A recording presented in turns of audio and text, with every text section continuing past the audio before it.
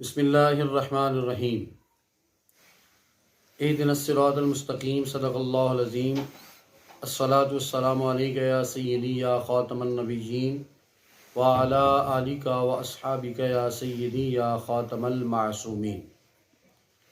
بہت سامعین کرام، آج ہم بات کریں گے اہل روافظ کے ترجمان مفتی حنیف قریشی صاحب کے لحاظ سے، جنہوں نے چند روز قبل تاجدار صداقت افضل البشر بعد الانبیاء جناب سیدنا صدیق اکبر رضی اللہ تعالیٰ عنہ کی ذات مقدسہ کے بارے عرضہ سرائی کی، اور پھر اس پر کچھ تعویلات اور اپنی طرف سے کچھ اپنے عذر پیش کیے کہ میں نے یوں کہا یا میں یوں کہنا چاہتا تھا، یا میری بات کو ما قبل اور ما بعد سے کاٹ کر مختلف انداز میں پھیلایا گیا۔ اس لحاظ سے سب سے پہلی بات تو میں یہ کہوں گا کہ اس وقت مفتی حنیف قریشی جس نہج پہ پہنچ چکا ہے، اس کے بارے میں واضح طور پر جو حضرت قاری ایاز مالکی علیہ رحمہ نے بھی لکھا اور مجدد پاک نے بھی لکھا، اور محدثین نے اس بات کی وضاحت کی ہے کہ فمن اراد المعاویۃ فانما اراد الصحابہ، کہ جس بندے نے حضرت امیر معاویہ رضی اللہ تعالیٰ عنہ کی شان اقدس میں بے ادبی کی، اس نے یقیناً صحابہ علیہم رضوان کی شان اقدس میں بے ادبی کی۔ اور شفا شریف میں قاضی ایاز مالکی علیہ رحمہ نے اس کی وضاحت یوں فرمائی ہے، اور مجدد پاک نے مکتوبات شریف میں بھی اس کی وضاحت فرمائی ہے کہ جس نے حضرت سیدنا معاویہ رضی اللہ تعالیٰ عنہ کو گالی دی، اس نے حضرت سیدنا صدیق اکبر رضی اللہ تعالیٰ عنہ کو گالی دی۔ اور میں سمجھتا ہوں کہ یہ ہمارے ائمہ کی بات کو اللہ نے سچ کر دکھایا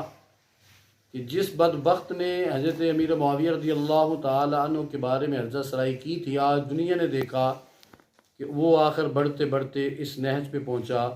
کہ آج اس نے حضرت سیدنا صدیق اکبر رضی اللہ تعالی عنہ کی شان اقدس میں بھی بے ادبی کر دی۔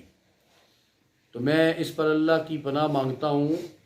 اور اسے متنبہ کرتا ہوں کہ تم جو بار بار اس طرح کی صورتحال اپنا رہے ہو، یقیناً تم اپنے خاتمہ کے لحاظ سے خیر پہ نہیں ہو اور برائی کی طرف جا رہے ہو۔ دعا کرتے ہیں کہ اللہ تعالیٰ تمہیں خاتمہ ایمان پہ عطا فرمائے اور اپنے ان تمام گناہوں سے سچی توبہ کی توفیق عطا فرمائے۔ رہی یہ بات کہ تم نے جس بات کو بنیاد بناتے ہوئے تاجدار صداقت حضرت سیدنا صدیق اکبر رضی اللہ تعالی عنہ کے بارے میں یہ بات کہی ہے، اور ان کی طرف خطا کی نسبت کرنا اور اس طرح کی جو امکان کی صورتحال، یہ تصوراتی اور خیالاتی باتیں تم نے کی ہیں، اس پر ایک بات تمہاری میرے سامنے آئی ہے کہ تم نے نوید عباسی صاحب کے پروگرام میں انہیں اپنا میزبان بنا کر ایک قاعدہ کلیہ جو تصوراتی انداز میں بیان کیا ہے۔ تو میں سمجھتا ہوں کہ وہ دوسرا جو اویس نامی اینکر ہے، اس کے ہاں جب آپ انٹرویو دے رہے تھے تو آپ کا اپنا ہی بیان کردہ وہ قضیہ، وہ قاعدہ جو عباسی صاحب کے پاس آپ بیان کر رہے تھے، اس کے ضمن میں اور اس کی گرفت میں تم خود ہی آ گئے کہ جب تم اویس اینکر کو اپنا بیان دے رہے تھے۔ اور رہی یہ بات کہ حضرت صدیق اکبر رضی اللہ تعالیٰ عنہ کو یہ کہنا کہ وہ حدیث کے راوی ہیں، تو حدیث میں سننے میں بھی معاذ اللہ خطا ہو سکتی ہے، بیان کرنے سمجھنے میں بھی ہو سکتی ہے، اور یہ سب ایک ہی اکیلے راوی ہیں، تو یہ تو واضح طور پر تاجدار گولڑا حضرت سیدی اعلیٰ حضرت گولڑا کی تعلیمات کی مخالفت ہے کہ جو انہوں نے تسویہ ما بین سنی و شیعہ کے اندر کی ہے۔ انہوں نے واضح طور پہ کہا کہ پہلی بات تو یہ ہے کہ یہ حدیث مخصص ہے، اور دوسری بات انہوں نے کہا کہ اس کا جو بندے یہ کہتے ہیں کہ راوی صرف صدیق اکبر ہے، انہوں نے واضح طور پہ لکھا ہے کہ یہ ایک راوی نہیں، اس کے تو کئی راوی ہیں، اور صحاح کو تم سامنے رکھ سکتے ہو، دیکھ سکتے ہو۔ اور پھر انہوں نے یہ بھی لکھا ہے کہ یہ مجتمع علیہا ہے، کہ اس پر اجماع ہے سب کا، اور تمام صحابہ نے اس پہ اجماع کیا ہے، اور اسی حدیث پاک کو سن کر دیگر اہل بیت کرام کے تمام افراد نے بھی کبھی میراث کا مطالبہ نہیں کیا۔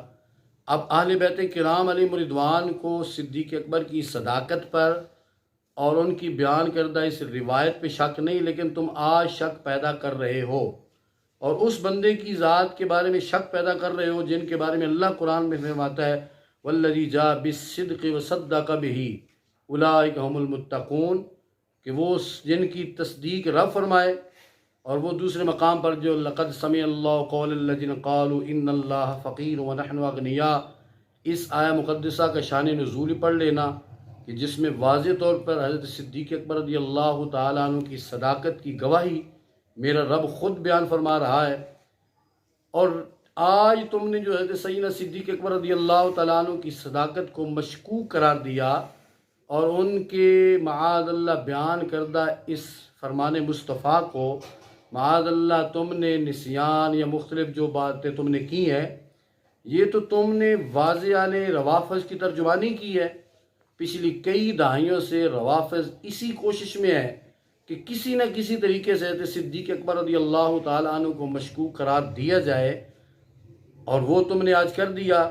اور حضرت صدیق اکبر کی ذات مقدسہ کو مشکوک قرار دینا اور ان کے قول میں شک کرنا یا ان کی روایت میں جو سرکار کا فرمان انہوں نے روایت کیا اس پہ شک کرنا، یہ تو قرآن کو معاذ اللہ مشکوک کرنا ہے۔ اور روافض تو پچھلی کئی دہائیوں سے یہ کر رہے ہیں، اور وہ جو نہ کر پائے اے بدبخت وہ تم نے کر دکھایا۔ تمہیں اپنے انجام کے بارے میں سوچنا چاہیے کہ تم کس حد تک گئے کہ جب بدبختی کا دروازہ کھلا تم نے بار بار گستاخی کی، پھر معافیاں مانگی اور پھر بار بار اس طرح کرتے رہے۔ آج تم اس نہج پہ پہنچ چکے ہو کہ تم نے اس ذات کے بارے میں معاذ اللہ یہ قول کر دیا، اور پھر تعویلات جو بار بار کی جا رہی ہیں اس میں بھی تم پھنستے جا رہے ہو۔ اگر تم اپنے بیانات کو دوبارہ سنو اور اپنی تعویلات کو دوبارہ سنو تو تمہیں خود اپنے آپ پہ شرم آئے کہ میں بولتے بولتے کیا کیا بولتا جا رہا ہوں اور کیا کیا باتیں کرتا جا رہا ہوں۔ اس واسطے سے ہم اہل سنت و جماعت سے یہ اس وقت مطالبہ کرتے ہیں کہ سنجیدہ علماء کرام اور شیوخ الحدیث جو ہیں وہ اس بات کو واضح کریں اور اپنا بولنے کا حق ادا کریں۔ اس وقت ضروری ہے کہ اہل سنت میں چھپے ہوئے ان روافض کو نمایاں کیا جائے اور ان کے شر سے بچانے کے لیے امت مسلمہ کو خبردار کیا جائے کہ جن کی واضح نشانی یہ حنیف قریشی طرح کے لوگ ہیں۔ اللہ تعالی ہم سب کو ان کے شر سے محفوظ فرمائے۔ وآخر دعوایا ان الحمد للہ رب العالمین۔